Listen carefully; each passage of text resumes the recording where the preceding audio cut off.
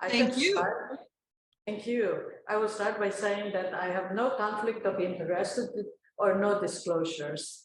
So I want to start with just a review. The objectives is a review of the indication, contraindication, side effects of somatic therapies, but specifically for this topic, repetitive transcranial magnetic stimulation. We'll just call it TMS for short, TMS, transcranial magnetic stimulation. And why? Why do we need neuromodulation in our toolbox? And I want to give you an update of where we are now in neuromodulation. Of course, TMS, rTMS. We can talk later that it has been 14 years since FDA approved rTMS. And we didn't have any machine in Hawaii until 2010, approved in 2008, and Tripler was the only place where you can get rTMS in 2010. So TMS, brain stimulation, neuromodulation, is just like any other form of psychiatric treatment, just mainly it can change, modify our brain functioning of the brain. It can alter neurotransmission chemicals in our brain, which result in neuroplasticity and also neurogenesis and has neuroprotection also. And neuromodulation, this particular TMS, it relieves symptoms over a span of weeks. Strong evidence exists in TMS, transcranial magnetic stimulation. It has proven safety, efficacy, well tolerated, which is favorable and comparable and more so than medication. And neuromodulation, when it came out, is a complement to medication treatment. But I have had patients where they don't want medications and just we achieve remission of depression by TMS alone. And we know that it has an important role in maintenance. So just to give you just an idea about brain stimulation treatment, it's only mentioned a few, now we have a lot more, but essentially to let you know the difference between invasive and non-invasive. So the invasive brain stimulation, neuromodulation is VNS is vagal nerve stimulation, and of course, big brain stimulation. CST or corticospinal therapy is not available. Non-invasive, which includes TMS, start with exercise. Exercise is a form of brain stimulation, neuromodulation. Light therapy, which is used in seasonal affective disorder, light therapy, as I mentioned, TMS, and ECT is also non-invasive. MST is magnetic seizure therapy that's still in research. We don't have that available. So looking at it between non-invasive and invasive, with seizure and without seizure, the only one we have available right now with non-invasive neuromodulation or brain stimulation is ECT with seizure, and no seizures, we have quite a bit. The TMS, rTMS, we have TDCS, which is transcranial direct current stimulation. We have the transcranial alternating current stimulation, TDAC, alternating, and ETNS, trigeminal nerve stimulation.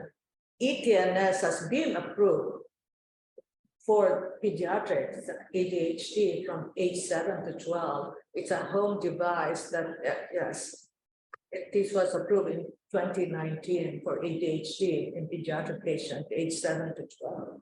And of course, invasive without seizure, to go below that, TBS we talked earlier, or VNS, and epidural cortical stimulation, that's still, I don't believe that's available now. So what is rTMS? Just a brief review. This is just a review, background information about TMS.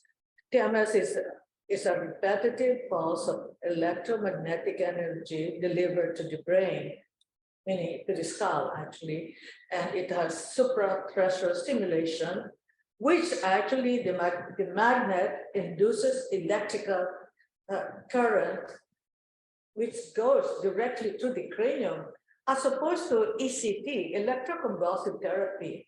ECT has some problem going through the skull, the cranium, but magnet goes unimpeded and causes an electric current. They stimulate the neurons, the brain. And we know that it is a focused treatment, as you can see here. You can see the magnet coil, and the area of the brain in this particular machine is actually in the left dorsolateral prefrontal cortex. Yes, and you can see up here, I can put my pointer. This is the magnetic coil that it produces an electric current, and it goes directly unimpeded, stimulate the brain. And of course, the brain is an electrochemical organ. It responds to electricity and chemicals. So, and as a result of that, you can see this is how it is being done. As a result of this electric current, oops, oh, I lost. Okay, great, thank you. So, okay.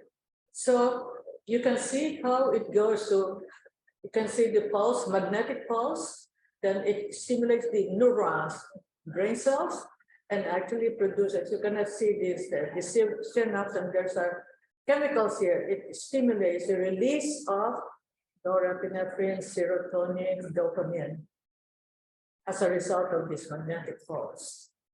So, and you can see the electric potential, depolarizing the neurons and releasing the chemicals. Yes, neurotransmitters, as I said earlier. And looking at this, yes. So again, this is another view from the focus, from the left dorsolateral prefrontal cortex, stimulates all those action potential neurons, induces all these neurotransmitters, particularly serotonin, norepinephrine, and dopamine, which has an important role in major depression, and also in anxiety, even in PTSD. We have those chemicals that helps those psychiatric disorders. But what is important is that this stimulation, these neurons and the synapses, the action potential goes deeper to the tissues in the brain. And you can look, this is the amygdala and hippocampus. This is the amygdala. This is the emotional circuit in our brain. So essentially, it's focused. We give the treatment here, magnetic, electrical current, action potential, it stimulates the neurons, nerve cells, produces all those chemicals, as I mentioned, essentially those three major chemicals in our brain that is responsible for depressive disorders and mood disorders. So it goes deeper to the deeper tissues and goes back and stimulate the others. And those are the mechanisms that we know of that actually is effective in relieving depression. So this is in this area, you can see this SPECT. This is a single photon emission computed tomography, SPECT scanning. So it just shows that, yes, it is focused, it's targeted in one area of the brain, but you can see the metabolism goes deeper, as I said, deeper into the amygdala, the hippocampus, and it goes down to the deeper tissues and then it even crosses to the other side, just to show you by SPECT scanning. So just to show you actually just a view of all the neurotransmitters or chemicals that's involved in mood disorders. That's the limbic system. We just reviewed that. We know the hippocampus, and we know the source of norepinephrine in the brain stem, meaning the locus coeruleus, and also the serotonin in the median raphe nuclei. So I just showed this is the prefrontal cortex, where we have the magnet that it really mates all throughout the brain. Yes. So how does it work, TMS? We don't know exactly how it works, but we know one thing though, that this circuit in our brain, when someone is depressed, they're inflexible, they're rigid. So when you do stimulate the brain, either medication, whether it's exercise, or TMS, or TTCS, it's almost like rebooting the brain, meaning resetting brain networks from being rigid and inflexible to more asynchronous. Looking at the EEG, so in normal oscillation, yes, you can see synchronous, asynchronous, and when someone is depressed, it's just rigid, monotonous. So successful treatment is marked by increased variability and the oscillation activity and the overall functional connectivity. And there's more data now that's coming out in terms of looking at functioning, not only SPECT, not only PET scan, but also functional MRI and also DTI, deep tensor imaging in the brain and the white matter in the brain, that it goes beyond just neurotransmitters in the etiology of depression and mood disorders. So here is another view of the Can I ask a couple questions? Sorry. Sure.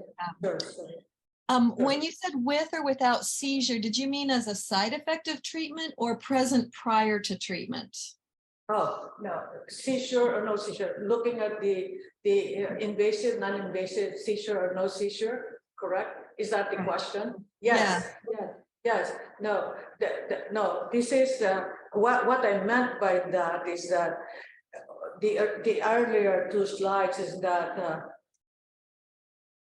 treatment like ECT, it's non-invasive, but it involves electroconvulsive seizure therapy.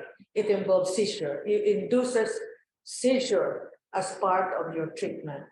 But this doesn't. So this doesn't cause any seizures.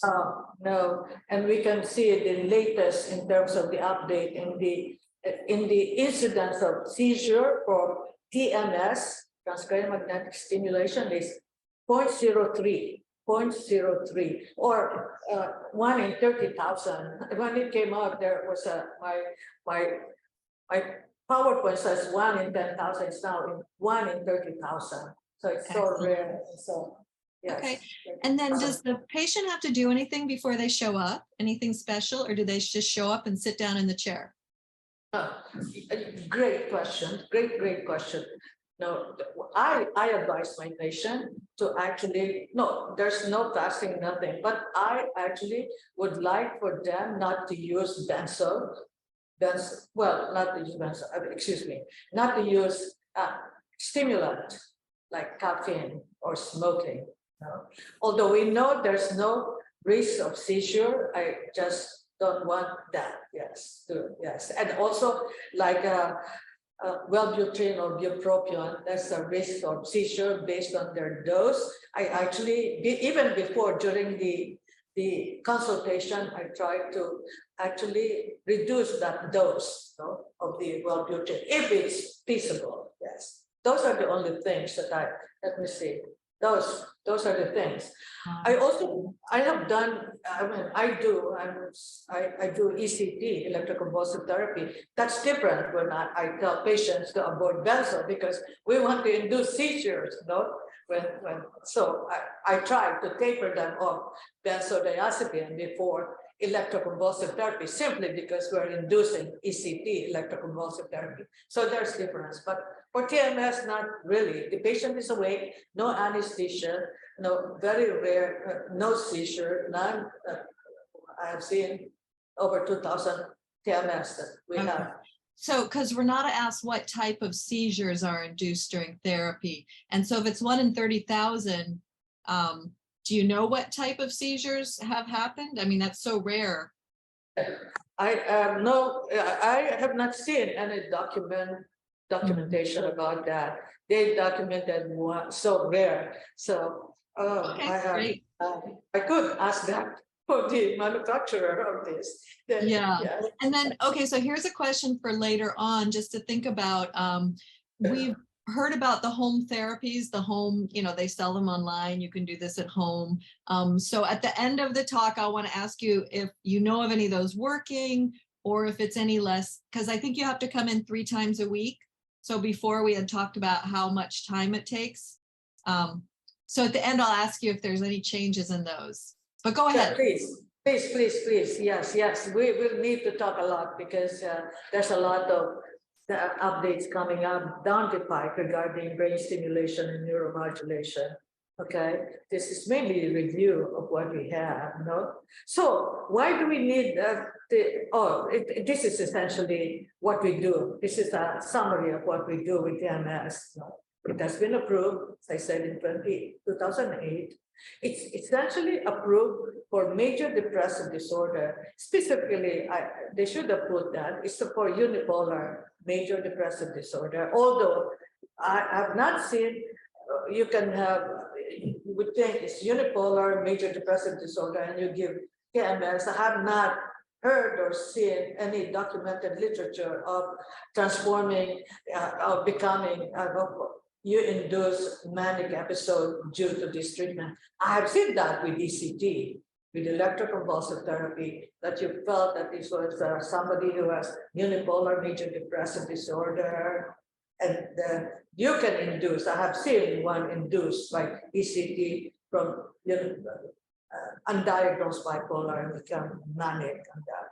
Okay. Anyway, that's aside. Yes. So it was approved in 2008, 18 years old and above, and it's not for primary psychotic conditions like schizophrenia or schizoaffective disorder. And you're more familiar now with the contraindication. We don't want a metal implant, just like when you're going for MRI, we don't want metal implants, plates, clips in the brain or skull, so especially aneurysmal clip. But right now, I believe most of the surgeons or surgery right now, as we speak, they don't use metal, they use titanium. And if you use titanium for 100% sure of titanium, you can use MRI, because we have done a lot of TMS at Tripler Medical Center. And of course, we have a lot of military and combat. We know to one time we have to really do X-ray and make sure this is titanium and not metal fragments in that surgery. And it's okay if you have titanium in your, okay? So as it's 5 days a week, yes, yeah, I realized barriers with logistics about travel, transport, and the side effects that we see. Have not yet seen any seizure. Scalp discomfort. That's one thing that's we hear. And you can see I changed the response rate because now it's more advanced, meaning the response initially was 50%, 60%. The response, the latest that I hear is 83% response. But we want remission. They respond, yes. But we want them remission is meaning absence of any depressive symptoms completely. That's our goal. And initially we have 35 to 40% remission with TMS. Now it's 62%. It's just remarkable, you know. So why do we need neuromodulation in our toolbox? Why? Because we see a lot more of treatment-resistant major depressive disorder, a lot of treatment-resistant depression. A decade ago, there are 10%, now as high as 30% with treatment-resistant depression. And because also, as you look at the last bullet, we need remission. Why remission? Not only response, because if they don't achieve remission, there's high rates of relapse and poor quality of life. There's personal and social economic consequences of lack of remission, increased mortality rates, we know that, increased psychiatric hospitalization, emergency use of benzo, antipsychotics, and of course, most important, we know about suicide, because we know 2/3 of suicide, they have an underlying depression. So I just want to present this. You're very familiar with this, meaning this is tardy. This is the gold standard in the treatment of the use of antidepressants. Similarly, KT studies is the gold standard in looking for antipsychotic use. This is tardy in the use of antidepressant. It's actually 4,000 patients were enrolled in this, and a lot of centers, including, I believe, Hopkins and in the mainland. As I said, this was over 10 years ago, but we still use that. Why did I say this? Because this is a sequential treatment for depression. You start with, there are four levels of treatment, and I can see this here actually. Why is it important to know this? Because if you look at the previous slide, there's 4 levels of treatment. The first level of treatment, this is an expert consensus in the STAR-D, the multi-academic centers. They use citalopram, which is Celexa. I believe a total of 20 or 30 milligrams for 12 weeks. That's the first level. And this is the real world practice of psychiatry, meaning the patients they enrolled are the patients we see. We see them because they may have comorbid anxiety, they may have co-occurring PTSD, they have co-occurring substance use disorder. They're real world practice that we see in the clinic. So out of those 4,000 patients, yes, and first level of treatment, 12 weeks of one antidepressant, the remission rate is only 27.5%. And you add another, you switch or augment the second level, second medication, it goes down, it's down to 21% remission rate. And you add another medication, it's down to, or you switch, you augment, you change, yes. And I can talk more about that in details about what medications they use, but just to give you an idea that the more medication, the more trials you subject the patient, you're actually lowering the success rate for remission. Third level is 16.2%, and after three treatments, 6.9% remission. And remember, if you recall, with TMS, non-medication, no systemic effect, patient is awake, no anesthesia, very limited side effects. What is the remission rate after? After it was 67%. So that was the latest on that. So this was my old slide, but it shows that and the level, the TMS, it can outperform medications. This is the old slide now. It's not, the remission rate is higher than this. No? Can I ask a couple questions again? Sure. Okay. Sure. You said that metal is a contraindication. How about a VP shunt? Is that a contraindication?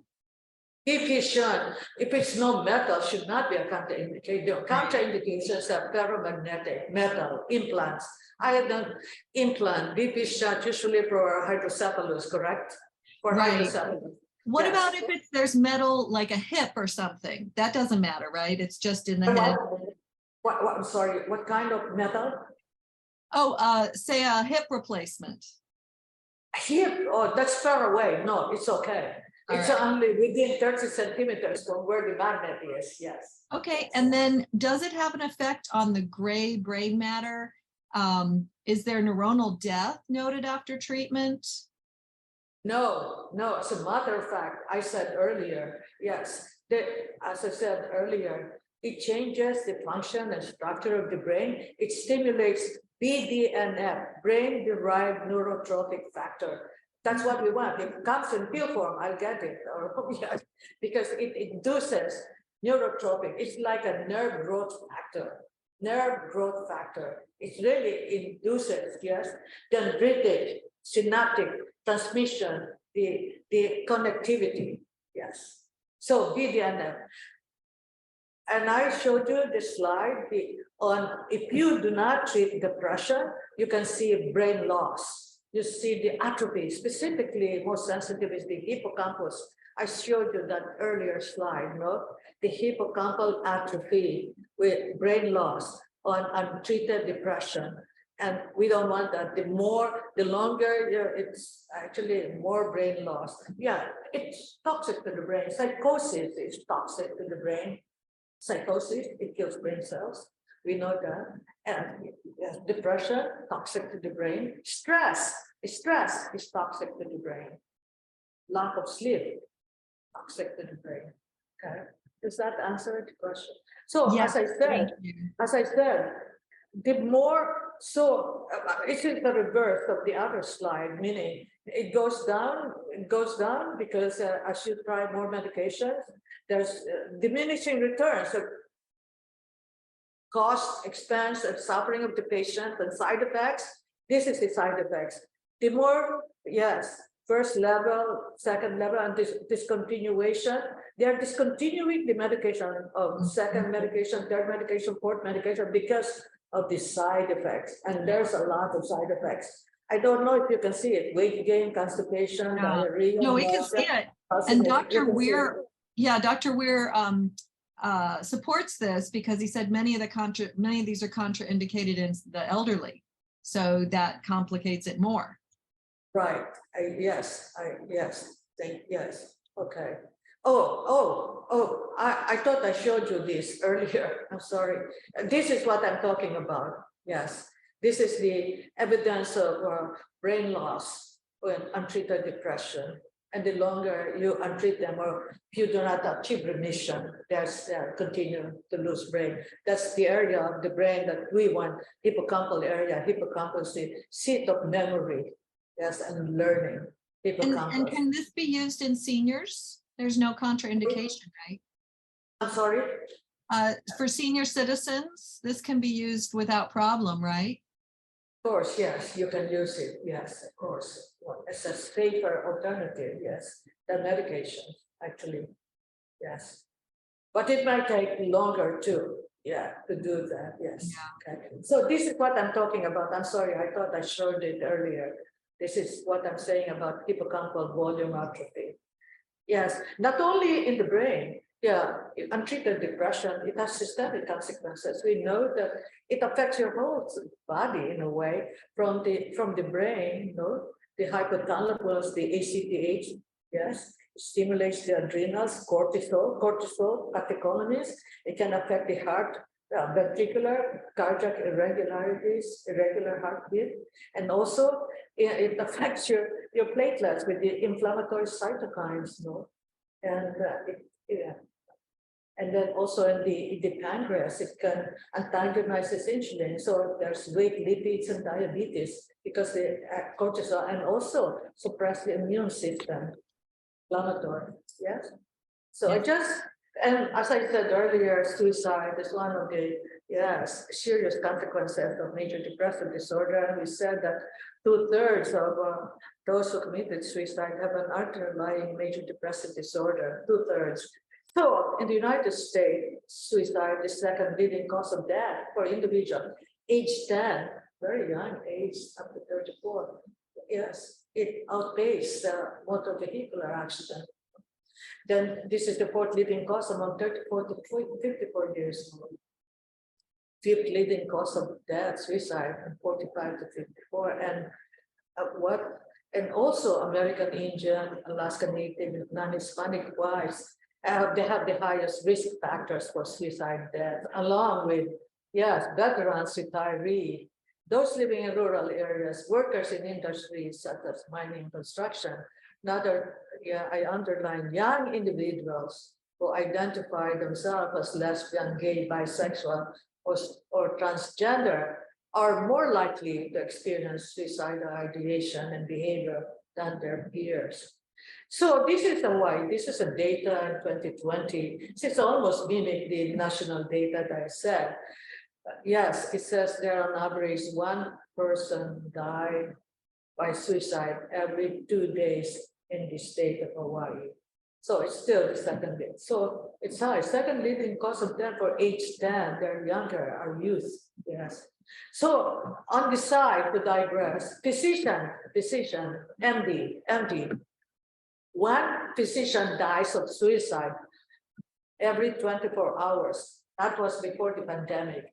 Actually, before the pandemic, it's more than one. So from 375 physicians annually dies of suicide, one every 24, it's now more than one dies of suicide.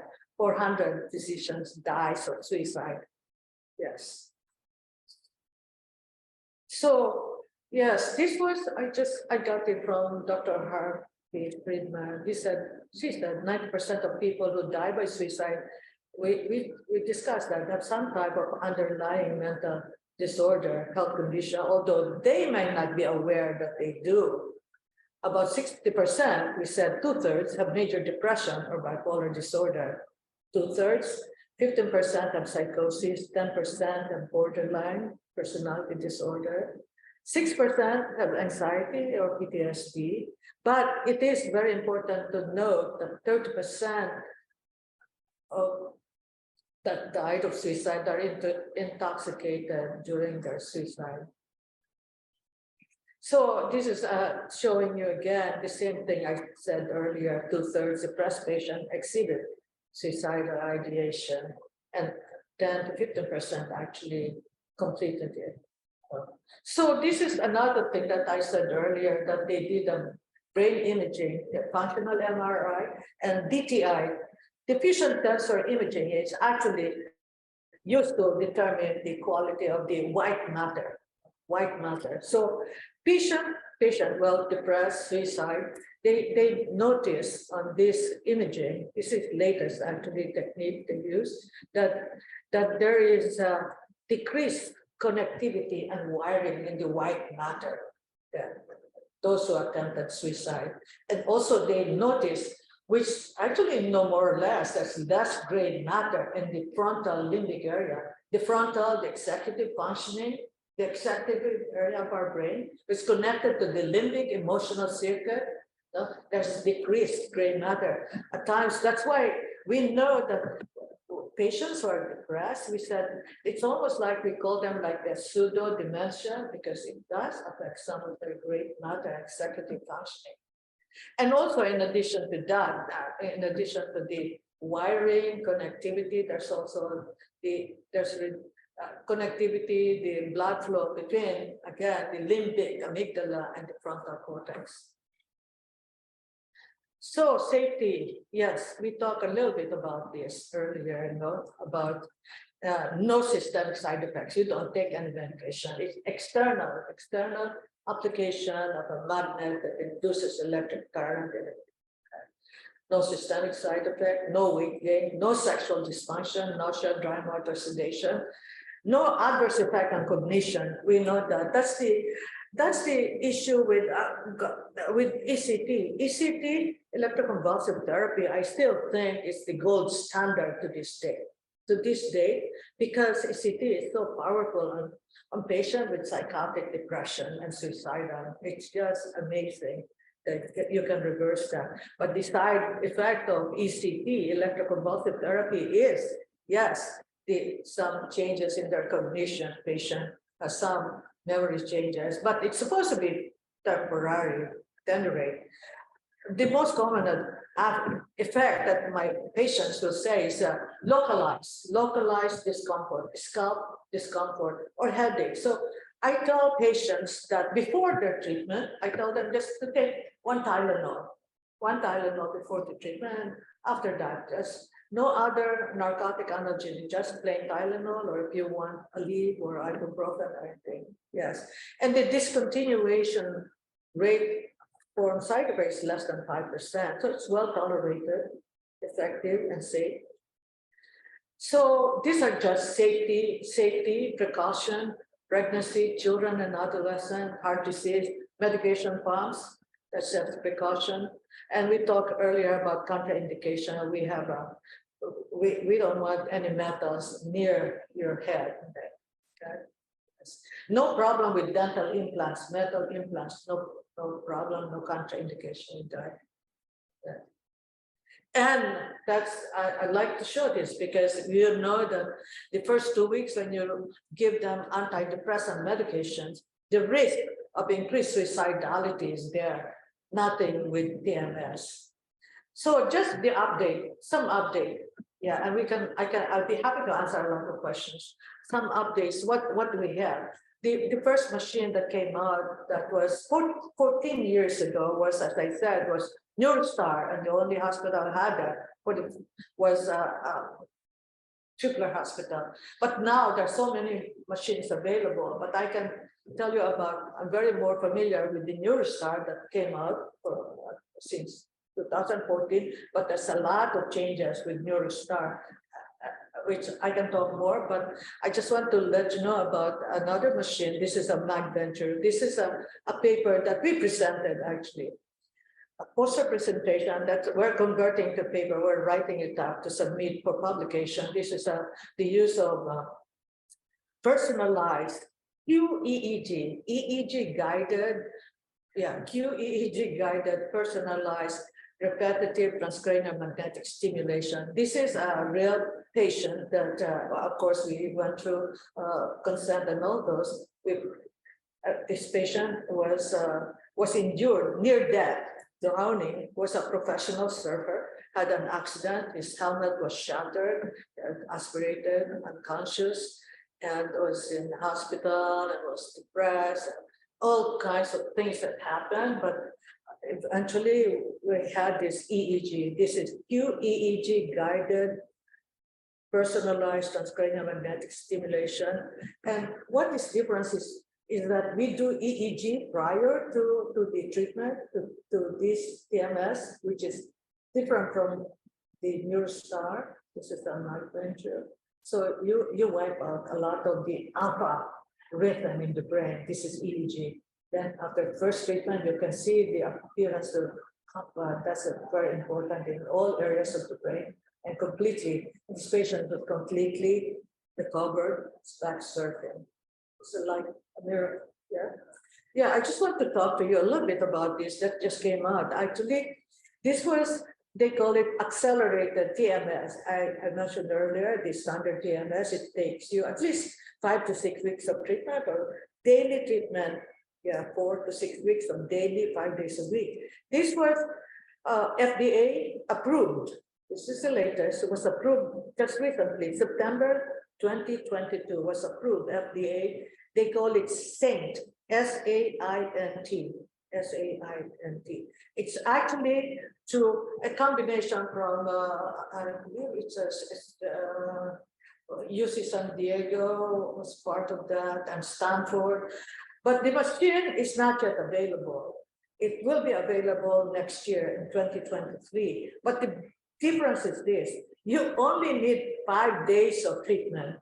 And the only difference too is that you use an MRI. I told you, but the paper we presented, we use QEEG. This machine, before treatment, they have a MRI of the brain. So they actually target the area where they are going to put the magnet by through MRI.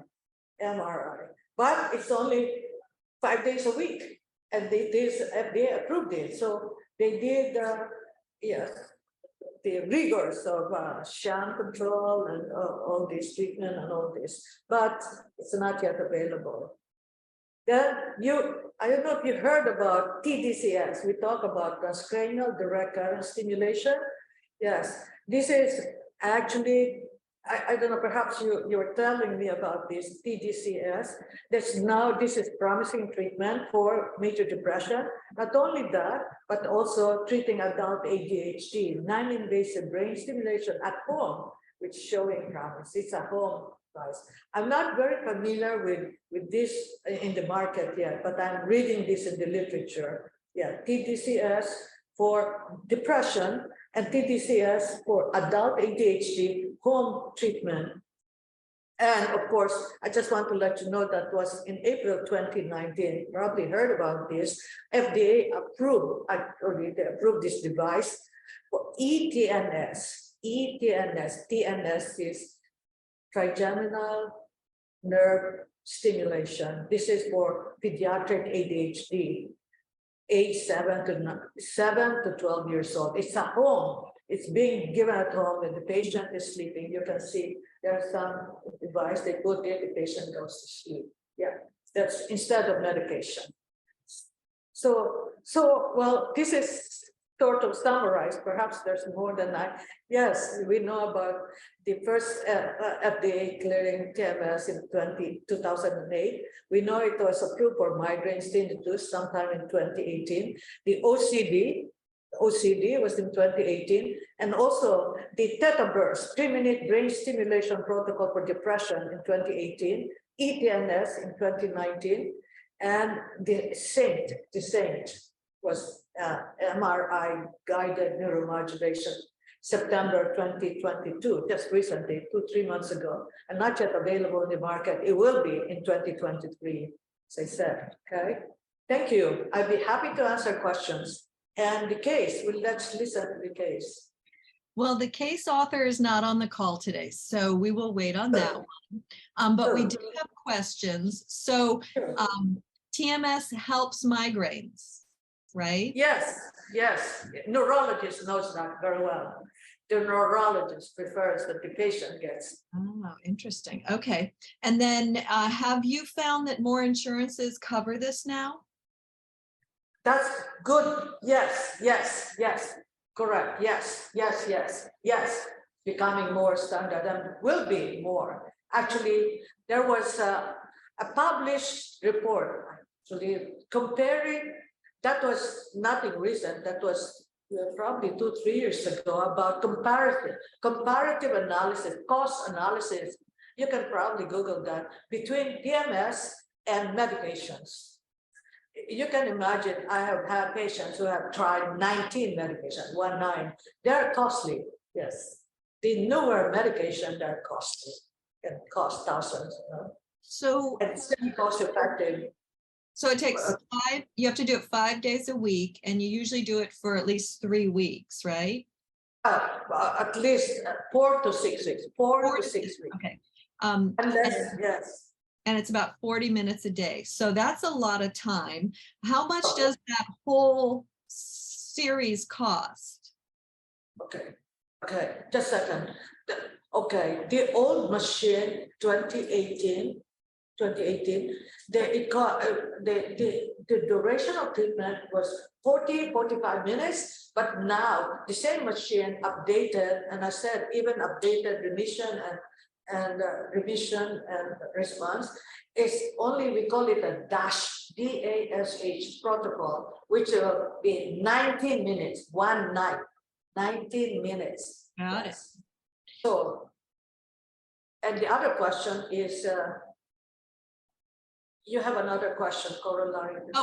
Yeah, how much does it cost for the whole series? Oh, it varies. It varies with the insurance. Yes. Insurance, the third party payer. We need to authorize that. Yes. Each one is different.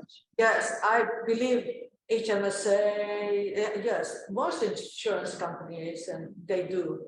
And each one has different rate, yes. Is it only available on Oahu? No, Oahu. I believe there's also available in Maui. I believe. Yes.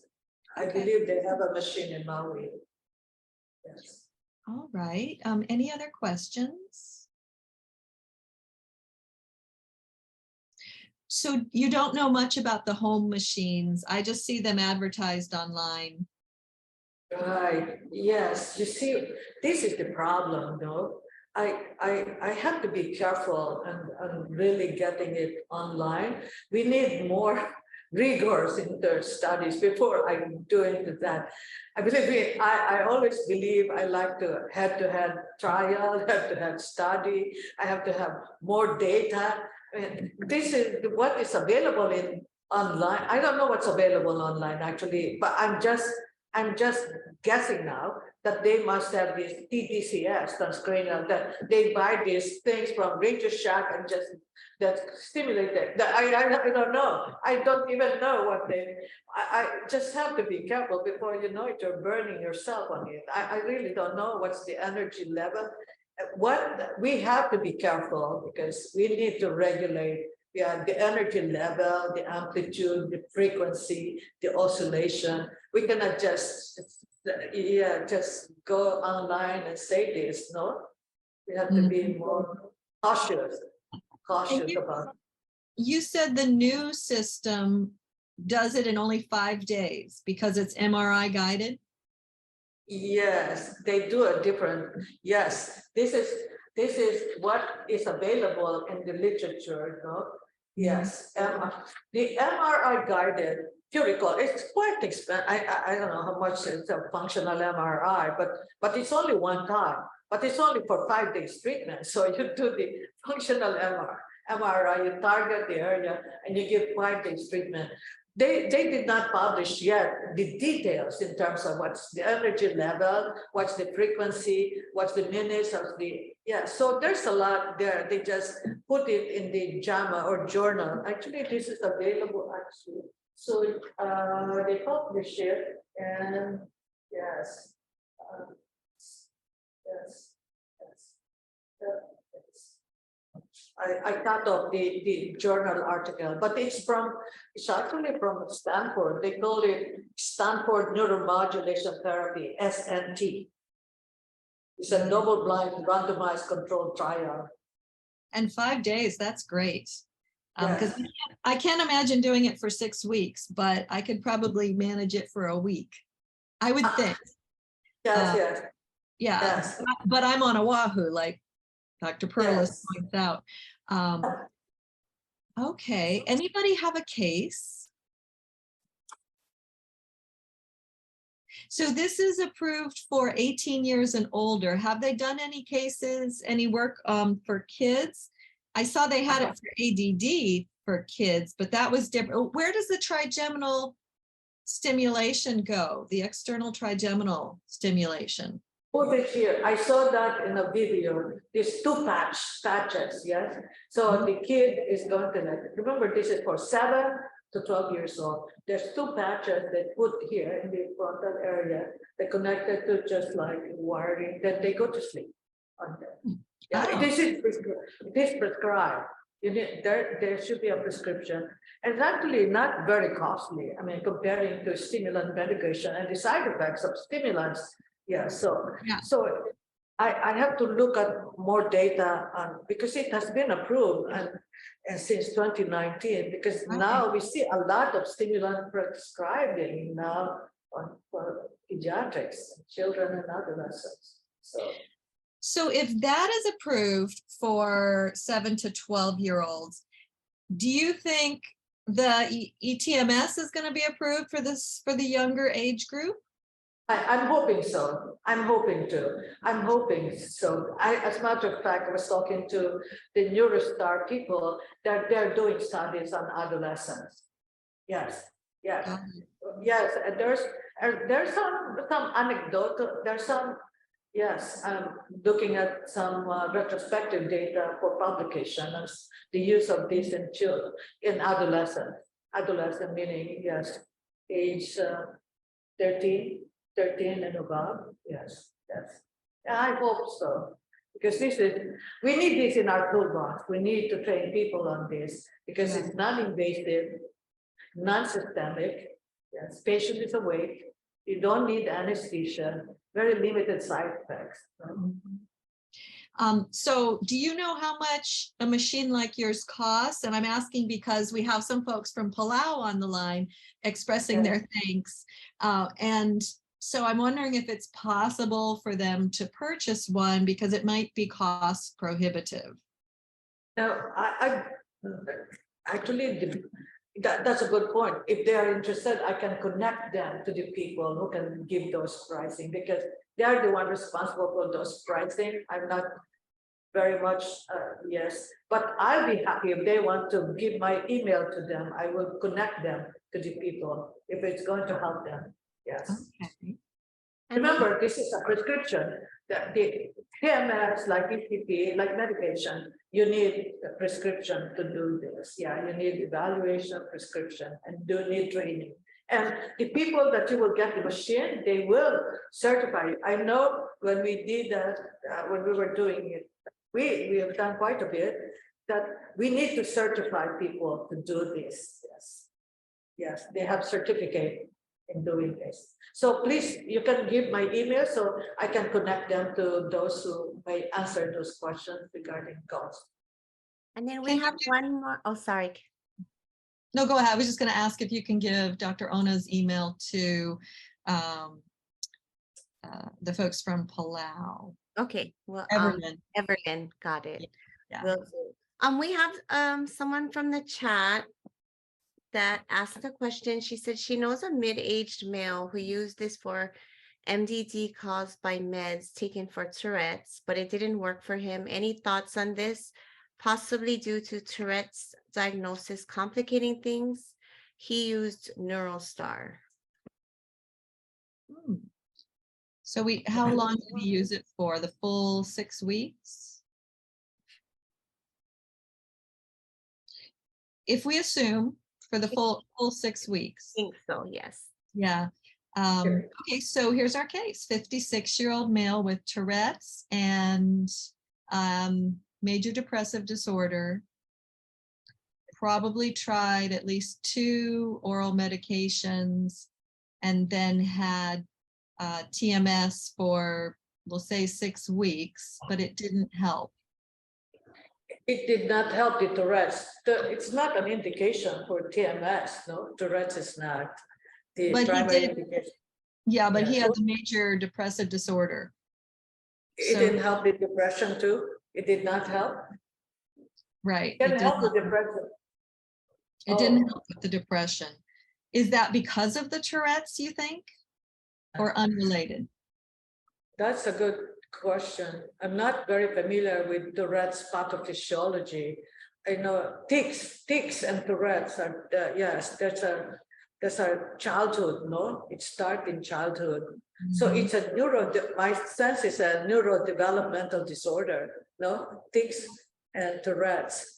Yeah, I have not seen or any literature. I can ask the people, the medical people in the company that this, I have not encountered the or indication of depression, but it did not respond to depression. Did not respond. There are cases, just like even ECT as the gold standard. It's not 100%. No, it could be 95% for ECT. And it could be 83%, as I said, response, and 67% response with remission in TMS. There's some percentage that it's not 100%. So there are cases that will not respond to it. So even the gold standard. So if Yeah. somebody didn't respond, would you try ECT? But ECT indication is not for Tourette's. So if it's a refractory depression, yes. If it's refractory depression, yes. That's the yes. But not for Tourette's. Yeah. For refractory depression, yes. If Okay. you fulfill criteria for major depressive disorder, that's refractory to all forms of medications, TMS, then ECT is another avenue. Yes. Perfect. Okay, any other questions? Let's see. Many antidepressants used over the years for MDD. Yes, it started in childhood. So the tick started in childhood. Any other thoughts of what you would do for this patient for the depression, at least, if not for the Tourette's? Oh, this is. I want to assess. Go ahead. Go ahead. I'm sorry. What was the question? I'm sorry. Oh, I might want to assess which Tourette's medicine was being used. If it's GABAergic or, something else that might generally affect excitatory and inhibitory brain function, that might be something to consider.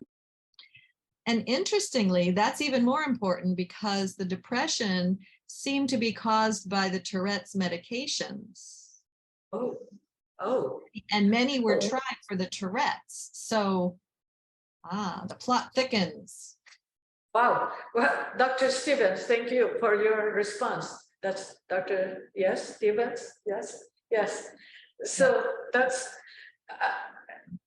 So what I'm hearing is that, please chime in. What I'm hearing is that the Tourette's was caused by antidepressants. Possibly. Is that? I have not. I have seen TD, tardive Oh, no, the dyskinesia. other way. the Tourette's medications may have caused the depression. Oh, So that's why I was saying, Dr. Stevens said we should know what the medications were. We can assess that. ah, Yeah. So oh, very oh. interesting case. So, Dr. Stevens, any thoughts on that?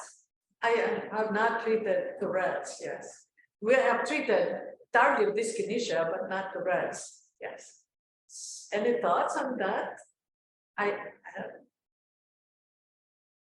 Although, as far as I know, and you know better than me, the studies in TMS the medications don't necessarily affect TMS efficacy. I wonder how extensive the studies are on things other than antidepressants, because Tourette's is treated by so many different categories of medications. They're treated by anti-seizure drugs, many of which we're not completely sure of their mechanism of action in the brain. They're treated by first-generation antipsychotics, which can affect a whole bunch of neurotransmitters. Sometimes botulinum is used. So I wonder if because Tourette's is such a rare condition, I wonder if maybe the studies just aren't out on certain categories of Tourette's medications that may lead to a need for more intensive TMS therapy to handle the concomitant depression. Excellent insights. Yeah, that's a tough one. Well, thank you very much, Dr. Ono. This was a great update, and we look forward to hearing more, maybe late next year. Next week, go ahead. No, thank you, Yeah. And we will connect you with the folks from Palau, and hopefully we can see if it's possible for them to get a machine. Next week, we have Kumi McDonald talking about community resources, Bridges of Hope, how NAMI FaithNet can support mental health. So I hope to see you all next week, and then we have a week off for the holidays, and then we start out the new year with sex trafficking. And then dementia, So see you next week, folks. Happy holidays. Happy Yes. holidays.